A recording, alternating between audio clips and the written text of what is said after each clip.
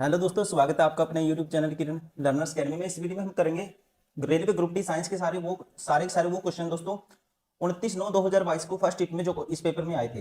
तो चलिए स्टार्ट करते हैं। क्वेश्चन नंबर 1 है, which of the following help in temperature regulation in plants. कहते हैं निम्नलिखित में से कौन पादपों में तापमान नियमन में मदद करता है। तो इसका राइट आंसर होगा दोस्तों, ये करता है ऑप्शन फर्स्ट, ट्रांसपीरेशन, मतलब कि वाष्पोत्सर्जन। वाष्पो वाष्पोत्सर्जन, ठीक है, option first is correct. Question number 2, यदि if element x belong to the 17 group 17 and field 4 in the periodic table then how many cells will be completely filled। तो दोस्तों ध्यान रखेंगे, अगर कोई एलिमेंट मान लो x बिलोंग करता है थर्ड फील्ड में, तो इसका मतलब it means x has 3 sales.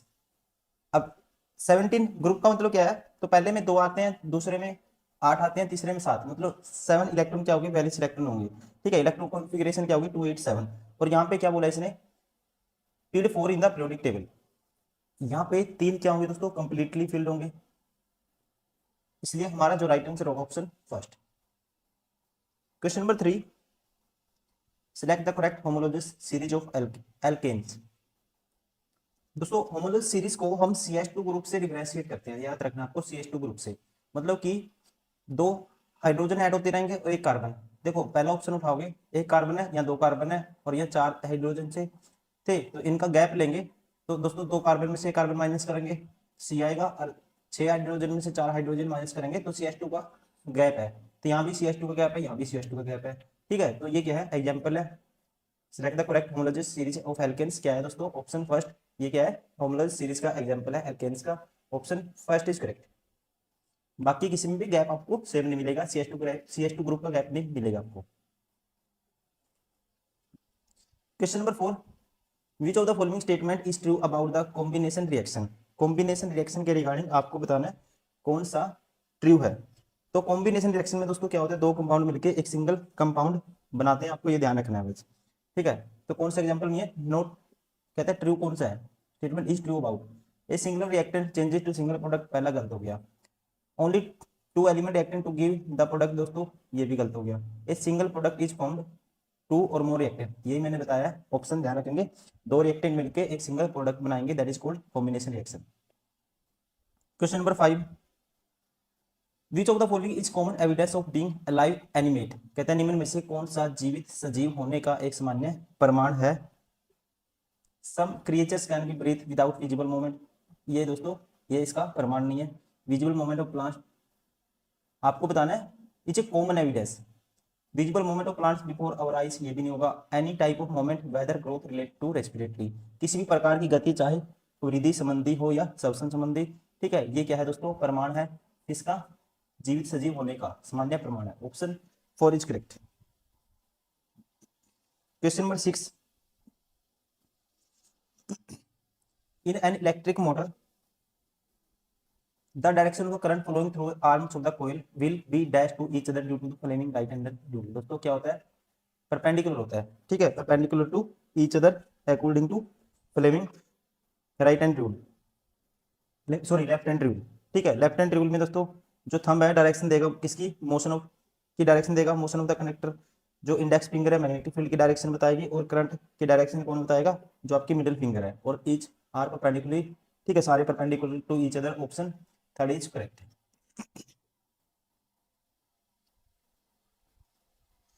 Question number 7, which statement is false regarding HIV। HIV के रिगार्डिंग फॉल्स बताना है आपको, कौन सी है। कहता है once your immune system weakened by HIV germs can take over your body and you may become ill. दोस्तों ठीक है, HIV attacks your immune system by entering your red blood cells, ये दूसरा ही है, गलत है, फॉल्स है दोस्तों। ठीक है, ये डेड करता है किसको, लिम्फोसाइट को, टी लिम्फोसाइट को, ऑप्शन इसका राइट आंसर होगा ऑप्शन सेकंड, गलत पूछा था इसने। ठीक है, बाकी ये ठीक है, ये भी ठीक है।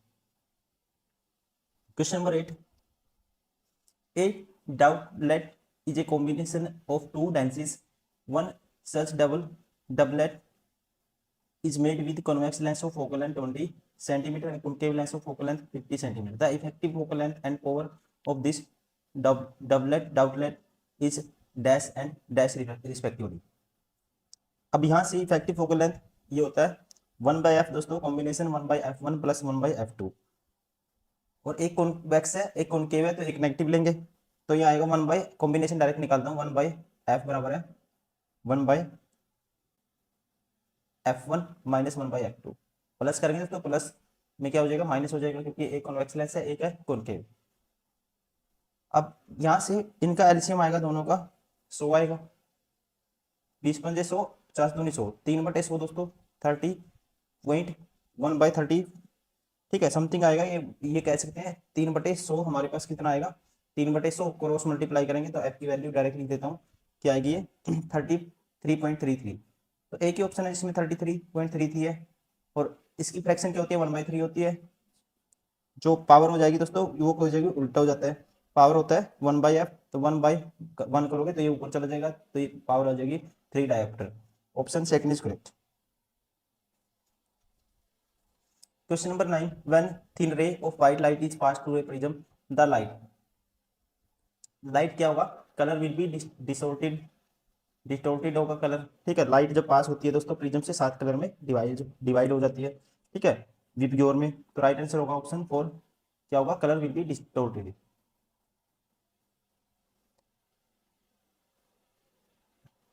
Question number 10, consider a circuit with 3 resistors 10 ohm, 20 ohm, 30 ohm are connected in a parallel to each other. Cell of 20 volt battery है दोस्तों, the effective resistance and the current of 20 ohm resistor are dash and dash respectively। देखो combination of resistance निकालेंगे पहले, क्योंकि आपको निकालना है क्या निकालना है दोस्तों रेजिस्टेंस, और हमें बताना है the effective resistance and the current in 20 ohm resistance and dash and dash respectively. तो यहाँ से इक्विवेलेंट रेजिस्टेंस क्या हो जाएगा सारे 1/r ऐड हो जाते हैं 1/20, ये 20 ओम के रिगार्डिंग आपको निकालना है, तो इसके अलावा हम क्या करेंगे 20 ओम के अलावा 1/30 इनके बीच में निकालेंगे इफेक्टिव रेजिस्टेंस पैरेलल कॉम्बिनेशन 1/30 एक है 1/10, ठीक है एक बार 10 तो रेसिप्रोकल में ऐड हो जाता है पैरेलल कॉम्बिनेशन में, तो ये आएगा 30 एलसीएम आएगा 3 और 1 4 तो 30/4, तो आर की वैल्यू डायरेक्ट आएगी कितनी आएगी 30/4। अब देखो अब जो 30/4 आया ये 20 के रिगार्डिंग बता रहा है, जैसे दो हमने पैरेलल में दो जोड़ दिए, अब ये दो जुड़ने के बाद दोस्तों ठीक है ये किसके पैरेलल है ये 20 के पैरेलल है, तो सॉरी 20 के रिगार्डिंग आपको निकालना है 20 के अक्रॉस, तो यहाँ पे अब रिजल्टेंट 20 होगा 1 बाई हम सीधा निकालेंगे 1/R20, ठीक है अब ये भी दोनों पैरेलल कॉम्बिनेशन में है, कौन कौन से R20 तो 1/20 प्लस और जो ये हमारे पास आया है दोस्तों ठीक है ये इसको करेंगे उल्टा 30/4 तो 4/30 हो जाएगा। अब इसका जो निकालेंगे ये आएगा 60 एलसीएम आ गया 20 × 60 और 30×2 = 60 8 और 3 11/60। अब equivalent resistance across 20 ohm resistance क्या आया, तो ये आएगा हमारे पास, ये आपको बताना है सॉरी एक सेकंड, ये आ गया 60/11 R20 इसका नाम दे दिया, ठीक है। अब equivalent resistance across 20 ohm resistance, और इसी के थ्रू आपको बताना है करंट, तो 220 voltage according to Ohm's law V = IR होता है, तो I की वैल्यू V/R दोस्तों रेजिस्टेंस कितना है 20, इसे काटेंगे तो वोल्टेज ये करंट कितना आएगा 11 एम्पियर, ठीक है 11 एम्पियर, तो हमारा जो राइट आंसर होगा ऑप्शन सेकंड 60/11 और 11 ampere, option second is correct. Question number 11,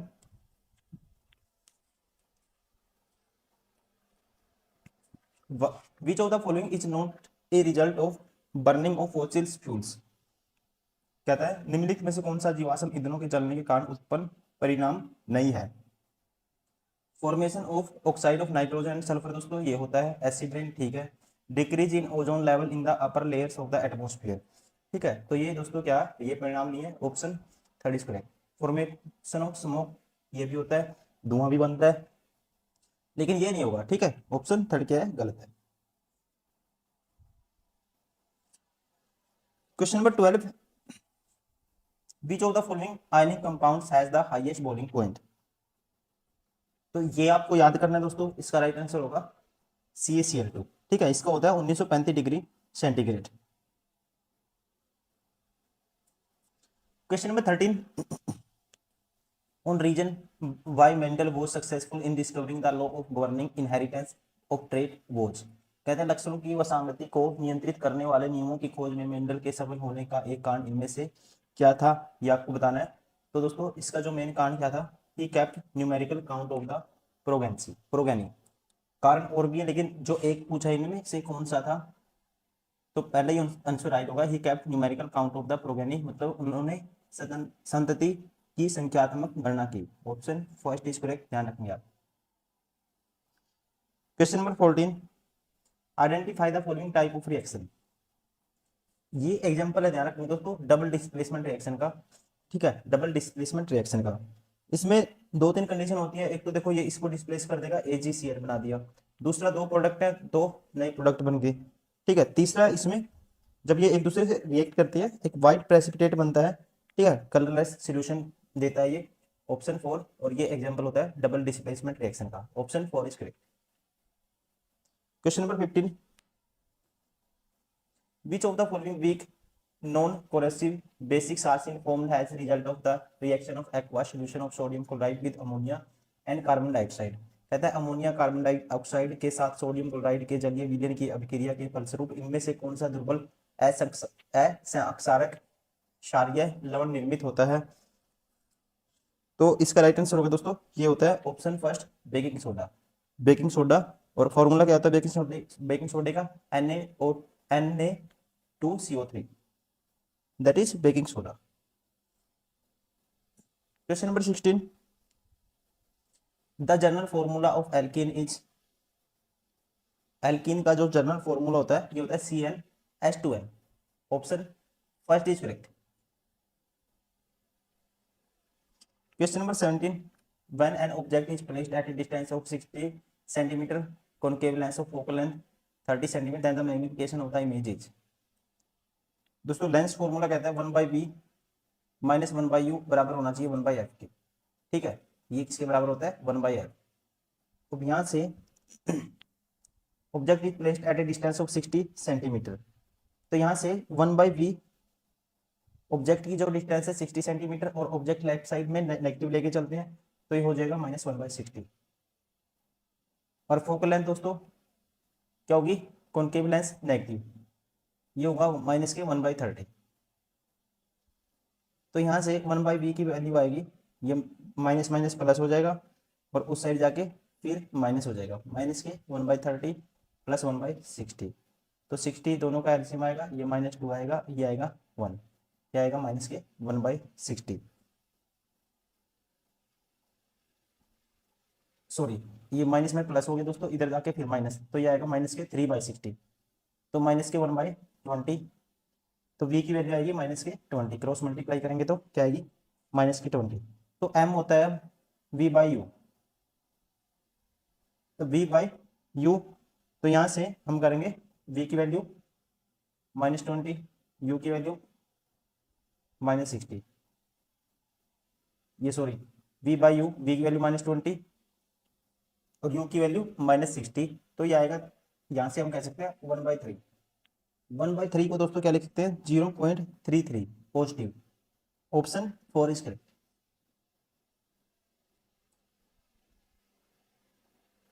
question number 18, element were classified on the basis of their. ठीक है, एलिमेंट को क्लासिफाई करते हैं on the basis of their. Option, इसका राइट आंसर होगा option second, different physical and well different chemical properties. Question number 19, what is the best diet for pregnant women दोस्तों। ठीक है, तो ये होता है, क्या आएगा राइट आंसर। देखो ये क्वेश्चन, इसमें आप सेंस के बेसिस पे इसको आंसर कर सकते हो। A special diet prescribed by dietitian. Option first is correct, क्या होगा आहार विशेषज्ञ द्वारा निर्धारित विशेष आहार। Question number 20, the frequency of AC supply for the household purpose is. ठीक है, हाउस होल्ड पर्पज के लिए होती है दोस्तों, इसका राइट आंसर होगा option third, 50 hertz. Question number 21, the following figure shows the right human kidney at which point does the ureter exit the kidney। कहता है निम्न चित्र में दाएं मानव वृक्क को दर्शाया गया है, मूत्र वाहिनी किस बिंदु पर वृक्क से बाहर निकलती है। ठीक है, तो इसका जो राइट आंसर होगा दोस्तों ये है 0.3, option third is correct. Sorry, option first is correct, 0.3। Question number 22, which of the following statement are true regarding the center of curvature of a spherical mirror? पहला कहता है a ray of light passing in the direction of through the center of curvature are normal to the mirror। ये statement क्या है, अपने आप में true है, ध्यान रखेंगे। ray of light passes through the center of curvature of a concave mirror, it strikes the normal along the normal, that is हम कह सकते हैं incident on the mirror at 90 degree and 0 degree with normal। और incident ray दोस्तों coincide करेगी with normal, therefore angle कितना होगा 0 degree, ध्यान रखेंगे, पहला ठीक है। A ray of light passing through the centre of curvature and principal focus is also normal to the mirror, ये गलत है। The angle of incidence of a ray light passing through the centre of curvature on the mirror, ये भी दोस्तों क्या है, गलत है। ओनली स्टेटमेंट 3 इज करेक्ट, ध्यान रखेंगे, option third is correct. Sorry, only statement S1 is correct, इसलिए option third is correct. Question number 23, 532 ohm the resistance of the given circuit in ohm. दोस्तों अभी सारे के सारे क्या सीरीज में डायरेक्ट ऐड हो जाते हैं, 5 और 3 8 और 2 10, option third is correct. Total कितना होगा, option third 10 ohm. Question number 24, dash protect circuits and appliances by stopping the flow of excessively high electric current. तो दोस्तों इसका जो राइट आंसर होगा, इसका यूज करते हैं, ये कह सकते हैं क्या प्रोटेक्ट करता है, फ्यूज।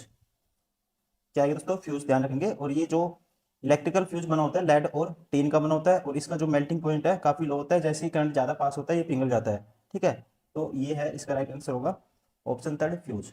ठीक है, फ्यूज प्रोटेक्ट करता है सर्किट को, circuits and appliances by stopping the flow of excessively high electric current.